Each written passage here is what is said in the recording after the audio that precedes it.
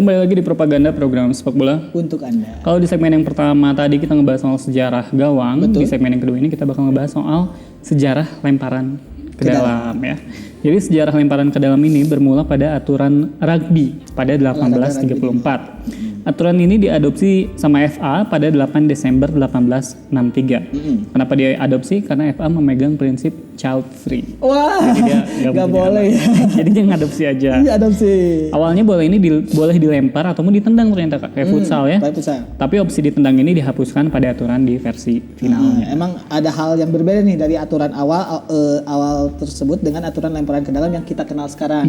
Jadi dulu itu bola diambil oleh tim yang terakhir kali menyentuh bola. Betul. Kemudian bola dilempar dengan arah tegak lurus. Jadi ada aturannya tuh. Dan ketiga, cara melempar bola tidak ditentukan secara spesifik. Jadi yang dulu belum ada tuh yang harus sesuai garis atau gerakannya kayak gimana belum ada. Jadi melemparnya bebas ya. Betul. Berarti boleh Kak dengan cara melempar tanggung jawab. Wah, Jadi kalau misalkan kerjaannya salah, nyalahin anak magang. Gila nggak tuh salah boleh tuh. dong.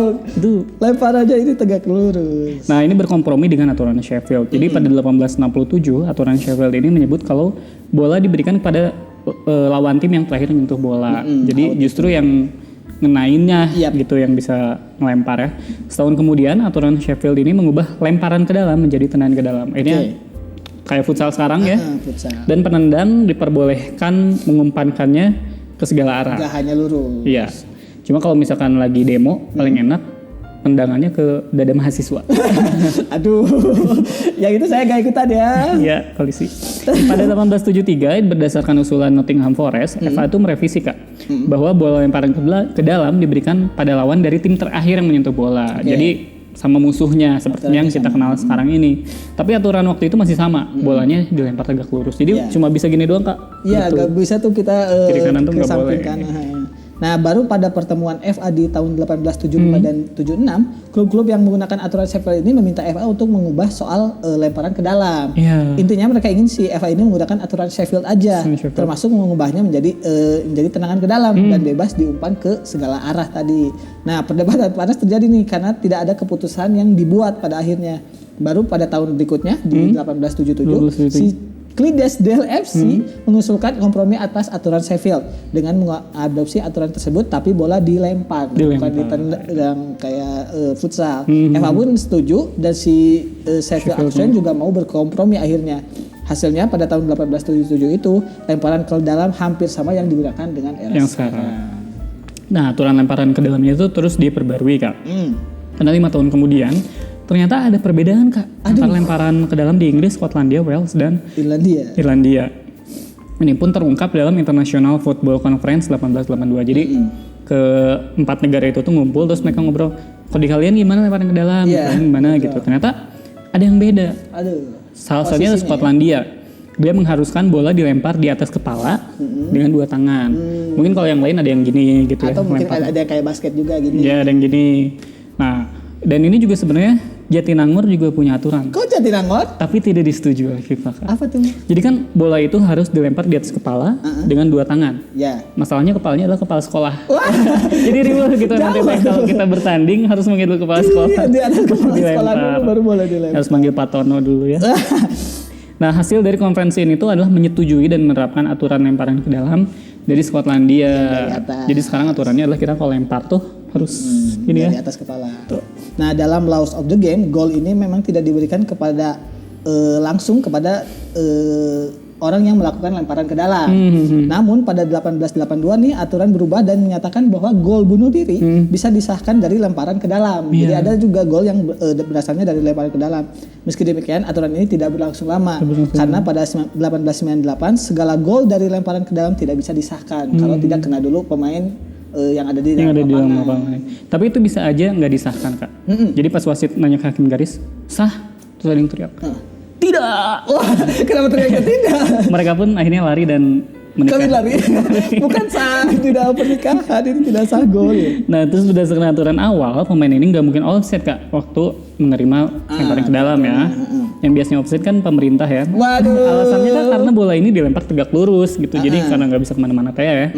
Sementara pemainnya berbaris atau mirip dengan lemparan di rugby. Jadi kalau di rugby itu kita lempar. Nah, teman-teman kita tuh pada baris di sini gitu. buat mendapatkan bola itu. Setelah aturan berubah, di mana bola bisa dilempar ke segala arah, aturan offside ini mulai digunakan pada 1878. Tapi aturan ini dihapuskan pada 1920 dan bertahan hingga sekarang, yaitu saat lemparan ke dalam, itu tuh nggak ada offside. Tidak ada dianggap offside. Kemudian ada juga aturan soal posisi berdirinya nih. Perubahan menarik lainnya nih adalah soal posisi si pelemparnya dari zaman dulu. Karena di awal kemunculannya pelempar itu harus berdiri dengan kedua kakinya di atas garis lapangan.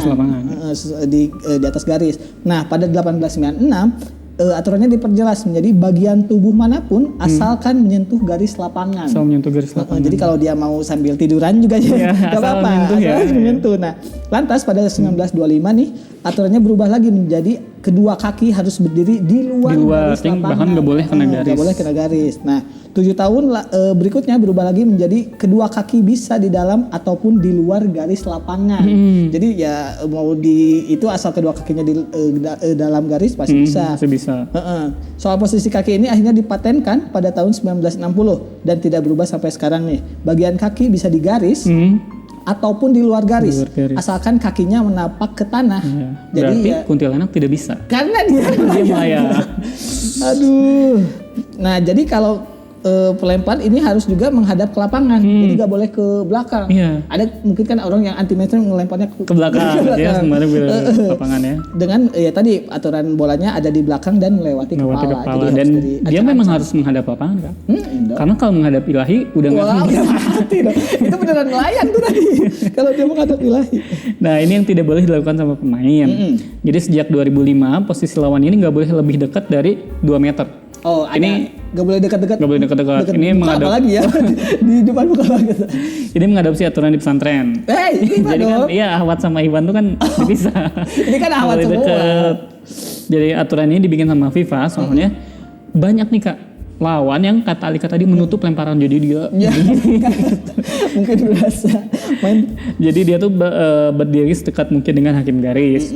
Sementara itu sejak 1966 pelempar ini dilarang untuk menyentuh bola lagi sampai disentuh oleh pemain lain. Jadi nggak boleh kita lempar, kita terima lagi, itu nggak boleh. Nah, kalaupun ada kesalahan nih dalam lemparan ke dalam, maka tendangan bebas tidak langsung diberikan nih. Jadi pada tahun 1931 kesalahan dalam melempar ini diberi hukuman dengan memberi lemparannya kepada tim lawan akhirnya. Jadi pemain lawan yang membuat gestur mengganggu pelempar juga harus diperingatkan wasit atas perilaku tidak sopan. Padahal wasit itu tidak sopan. Kenapa? Coba kau nunjuk penalti gimana?